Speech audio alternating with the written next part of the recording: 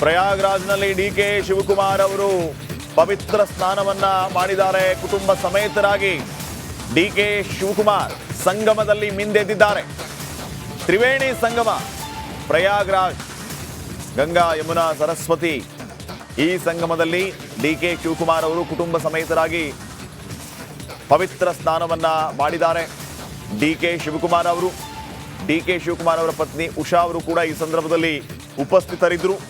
ನಿನ್ನೆಯಷ್ಟೇ ಡಿಕೆ ಶಿವಕುಮಾರ್ ಅವರ ಮಗಳು ಕೂಡ ಪ್ರಯಾಗ್ರಾಜಕ್ಕೆ ಹೋಗಿದ್ದು. ಈಗ ಡಿಕೆ ಶಿವಕುಮಾರ್ ಮತ್ತು ಅವರ ಧರ್ಮಪತ್ನಿ ಕೂಡ ಪ್ರಯಾಗ್ರಾಜ್ಗೆ ಬಂದಿದ್ದಾರೆ. ನೋಡಿ, ದೃಶ್ಯಗಳಲ್ಲಿ ತಾವು ಗಮನಿಸ್ತಾ ಇದ್ದೀರಿ. ಉಪಮುಖ್ಯಮಂತ್ರಿ ಡಿಕೆ ಶಿವಕುಮಾರ್ ಮತ್ತು ಅವರ ಧರ್ಮಪತ್ನಿ ಉಷಾ ಮೇಡಮ್ ಅವರು ಪ್ರಯಾಗ್ರಾಜ್ಗೆ ಹೋಗಿದ್ದಾರೆ. ಅಲ್ಲಿ ಪವಿತ್ರ ಸ್ನಾನವನ್ನ ಮಾಡಿದ್ದಾರೆ.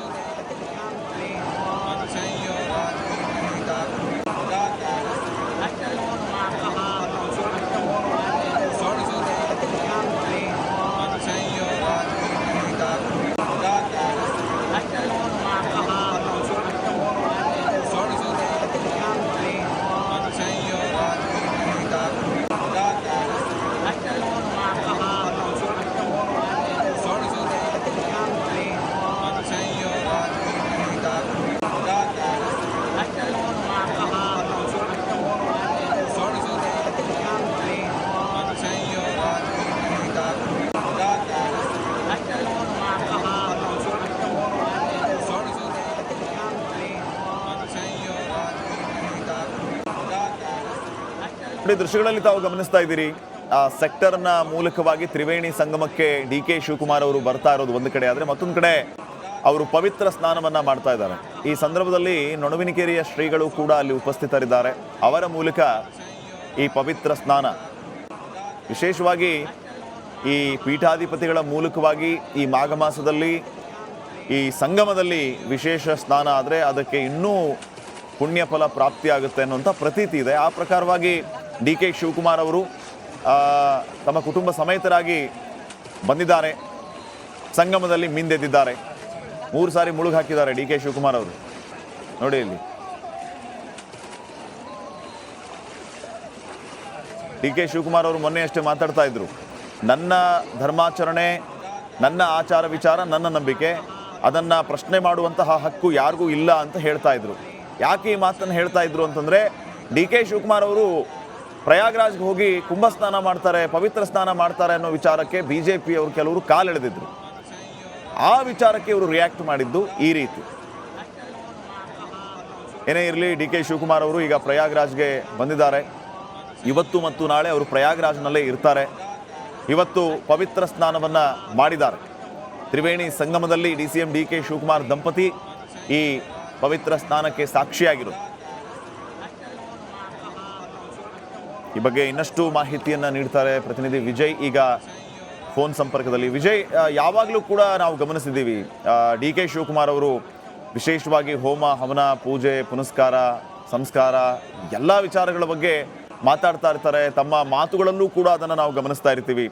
ಈಗ ತ್ರಿವೇಣಿ ಸಂಗಮಕ್ಕೆ ಹೋಗಿ ಈ ರೀತಿಯ ಪವಿತ್ರ ಸ್ನಾನವನ್ನು ಮಾಡಿರೋದು, ಇದನ್ನು ಯಾವ ರೀತಿ ವ್ಯಾಖ್ಯಾನಿಸಬಹುದು ನಾವು? Shripad, DCM D K Shivakumar ಮುಂಚಿನ ಕೂಡ ದೈವಭಕ್ತಿಯ ಜೊತೆಗೆ ಹೋಮಾವನಗಳನ್ನು ಕೂಡ ಮಾಡ್ತಾ ಇರುವಂತದ್ದು. ಈಗ ಏನು ತ್ರಿವೇಣಿ ಸಂಗಮದಲ್ಲಿ ಮಹಾಕುಂಭಮೇಳದಲ್ಲಿ ಸ್ನಾನ ಮಾಡೋದೇನಿದೆ, ಅದು ಇಡೀ ಕೋಟ್ಯಾಂತರ ಭಕ್ತರ ನಂಬಿಕೆ. ಸುಮಾರು ಇಲ್ಲಿವರೆಗೂ ಕೂಡ 45ರಿಂದ 50 ಕೋಟಿ ಬಂದಿರುವಂತದ್ದು ಜನ, ಅಂದ್ರೆ ಭಕ್ತಾದಿಗಳು ಜನರು ಬಂದಿರುವಂತದ್ದು ದೇಶ ವಿದೇಶಗಳಿಂದ. ಈಗ ಡಿ ಕೆ ಶಿವಕುಮಾರ್ ಕೂಡ ಹೋಗಿಂದು ಕುಟುಂಬ ಸಮೇತ, ಅಂದ್ರೆ ನಿನ್ನೆ ಅವರ ಪುತ್ರಿ ಹೋಗಿದ್ರು, ಇಂದು ಪತ್ನಿ ಸಮೇತ, ದಂಪತಿ ಸಮೇತ ಇಂದು ಹೋಗಿ ಏನು ತ್ರಿವೇಣಿ ಸಂಗಮದಲ್ಲಿ ಮಹಾಕುಂಭಮೇಳದಲ್ಲಿ ಸ್ನಾನ ಮಾಡಿಕೊಂಡು ಬಂದಿರುವಂತದ್ದು. ಅಂದ್ರೆ ಇಲ್ಲಿ ಒಂದು ರಾಜಕೀಯವನ್ನು ಹೊರತುಪಡಿಸಿ ಮಾತಾಡೋದಾದ್ರೆ ದೈವಭಕ್ತಿ ಹೋಗಿ ಪೂಜೆ ಮಾಡ್ಕೊಂಡು ಬಂದಿರುತ್ತೆ, ಅವರವರ ದೈವಭಕ್ತಿ. ಮತ್ತೊಂದ್ ಕಡೆ ಇಲ್ಲಿ ರಾಜಕೀಯವಾಗಿ ಒಂದಷ್ಟು ಟೀಕೆ ಟಿಪ್ಪಣಿ ಬಂದಿರುತ್ತೆ. ಯಾಕಂದ್ರೆ AICC ಅಧ್ಯಕ್ಷ ಮಲ್ಲಿಕಾರ್ಜುನ್ ಖರ್ಗೆ ಅವರು ಮಹಾಕುಂಭಮೇಳ ಸಂಬಂಧಪಟ್ಟಂತೆ ಒಂದಷ್ಟು ಟೀಕೆಯನ್ನು ವ್ಯಕ್ತಪಡಿಸಿದ್ದು. ಮಹಾಕುಂಭಮೇಳದಲ್ಲಿ ಮುಳುಗಿದ್ರೆ ಪಾಪ ಪರಿಹಾರ ಆಗೋದಿಲ್ಲ, ಜೊತೆಗೆ ಬಡತನ ಹೋಗೋದಿಲ್ಲ ಅಂತ. ಅದರ AICC ಅಧ್ಯಕ್ಷರು ಈಗ KPCC ಅಧ್ಯಕ್ಷರು ಅಲ್ಲಿ ತ್ರಿವೇಣಿ ಸಂಗಮಕ್ಕೆ ಹೋದ ಬೆನ್ನಲ್ಲೇ ಕೂಡ ಬಿಜೆಪಿಯಿಂದ ಟೀಕೆ ವ್ಯಕ್ತ ಆಗಿತ್ತು. ಅವರು ಕೂಡ ಇದಕ್ಕೆ ಸಂಬಂಧಪಟ್ಟಂತೆ ಆಕ್ಷೇಪವನ್ನು ವ್ಯಕ್ತಪಡಿಸಿ ಇದಕ್ಕೆ ಏನ್ ಹೇಳ್ತೀರಾ ಅಂತ ಆಕ್ಷೇಪ ವ್ಯಕ್ತ. ಇದು ರಾಜಕೀಯವಾಗಿ ಚರ್ಚೆ ಆಗ್ತಾ ಇರೋ ವಿಚಾರ. ಅದನ್ನು ಹೊರತುಪಡಿಸಿ ಈಗ ಡಿ ಕೆ ಶಿವಕುಮಾರ್ ಹೋಗಿ ತ್ರಿವೇಣಿ ಸಂಗಮದಲ್ಲಿ ಇಂದು ದಂಪತಿ ಸಮೇತ ಹೋಗಿ ಕುಂಭಮೇಳದಲ್ಲಿ ಸ್ನಾನ ಮಾಡಿ ಬಂದಿರುವಂತದ್ದು. Shripad, okay, thank you Vijay ಮಾಹಿತಿಗಾಗಿ. ಗಮನಿಸ್ತಾ ಇದ್ದೀರಿ, ಪ್ರಯಾಗ್ರಾಜಲ್ಲಿ DK ಶಿವಕುಮಾರ್ ಅವರು ತ್ರಿವೇಣಿ ಸಂಗಮಕ್ಕೆ ಆಗಮಿಸಿ ಪವಿತ್ರ ಸ್ನಾನವನ್ನು ಮಾಡಿದ್ದಾರೆ. ಈ ಸಂದರ್ಭದಲ್ಲಿ ನೊಣವಿನಕೆರೆ ಶ್ರೀಗಳನ್ನು ಕೂಡ ತಾವು ಗಮನಿಸ್ತಾ ಇರಬಹುದು. ಈ ಪವಿತ್ರ ಸ್ನಾನ ಮತ್ತು ನೋಡಿ ಈಗ ಗಮನಿಸ್ತಾ ಇರುವಂಥದ್ದು, ಈ ಸಂದರ್ಭದಲ್ಲಿ ನಾಗಾ ಸಾಧುಗಳನ್ನು ಕೂಡ ಅವರು ಭೇಟಿ ಮಾಡಿದ್ದಾರೆ. ಹಲವು ಅಖಾಡಗಳಿಗೂ ಕೂಡ ಈ ಸಂದರ್ಭದಲ್ಲಿ DK ಶಿವಕುಮಾರ್ ಅವರು ಭೇಟಿಯನ್ನು ಕೊಟ್ಟು ನಾಗಾ ಸಾಧುಗಳ ಆಶೀರ್ವಾದವನ್ನು ಕೂಡ ಪಡಿತಾ ಇರುವಂಥದ್ದನ್ನು ಕೂಡ ತಾವು ಆ ಫೋಟೋ ಮೂಲಕ ಗಮನಿಸ್ತಾ ಇದ್ರಿ. ಬಾಬಾಗಳು, ಅಘೋರಿಗಳು ಇತ್ಯಾದಿ ಸಾಧು ಸಂತರು, ಸಾಧಕರು, ಹಠಯೋಗಿಗಳು ಈಗ ಪ್ರಯಾಗ್ರಾಜ್ನಲ್ಲಿ ಸಿಗ್ತಾರೆ. ಅವರೆಲ್ಲರೂ ಕೂಡ ಈಗ ಈ ಪವಿತ್ರ ಸ್ನಾನಕ್ಕಾಗಿ, ಮಹಾಕುಂಭಕ್ಕಾಗಿ ಏನು ಆಗಮಿಸಿದ್ದಾರೆ. DK ಶಿವಕುಮಾರ್ ಕೂಡ ತಮ್ಮ ಪವಿತ್ರ ಸ್ನಾನವನ್ನು ಮುಗಿಸಿ ಅಖಾಡಗಳಿಗೆ ಹೋಗಿ ಈ ಬಾಬಾಗಳನ್ನು ಭೇಟಿಯಾಗಿ ಆಶೀರ್ವಾದವನ್ನು ಪಡೆದಿದ್ದಾರೆ.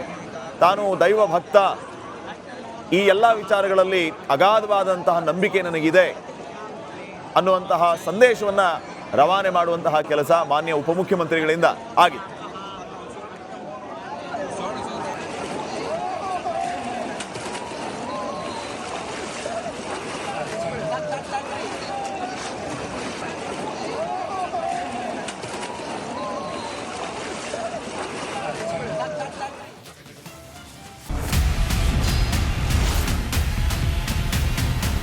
ಪರಿಷತ್ ಕಲಾಪದಲ್ಲಿ ಪ್ರತಿಧ್ವನಿಸಿದೆ ಕಣ್ಣೀರ ಖಾನಾಪುರ.